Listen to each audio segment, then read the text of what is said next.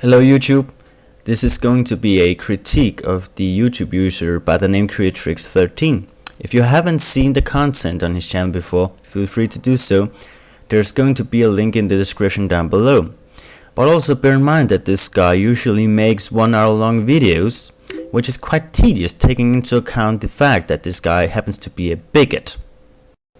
And by bigot, I mean he usually dislikes other people's ideas.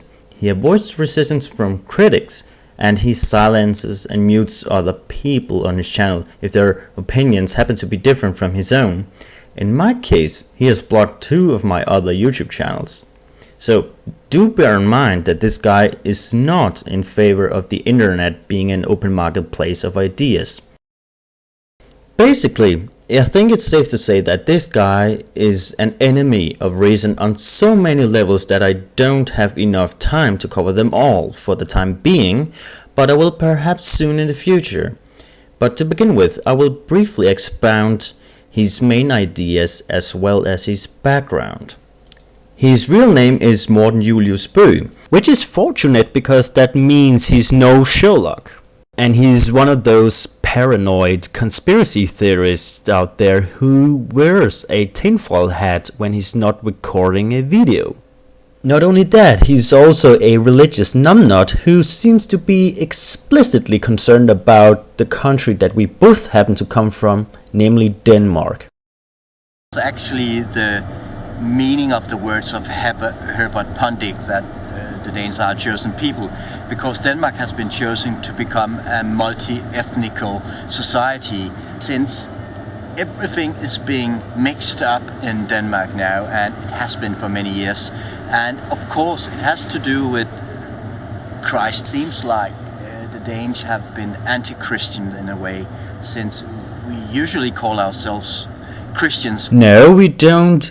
Religion has been on a decline in Denmark alongside our fellow Scandinavian countries, and today it's safe to say that you can regard the Scandinavian countries as some of the least religious countries in the world. I actually believe that the Danish people have been raped, you can say. It has been raped by the serpent, you can say, by the devil or by Satan.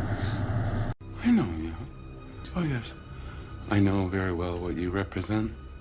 You represent the idiocy of today. I actually feel tempted to say that this guy could very well come from the Father's House in Denmark. And if you don't know what the Father's House in Denmark is, well, you can pretty much compare it to the Westboro Baptist Church in the US. They are both equally obnoxious, and so is Morten Julius Bøgh. Besides, Mr. Julius Bøgh claims to be an independent researcher.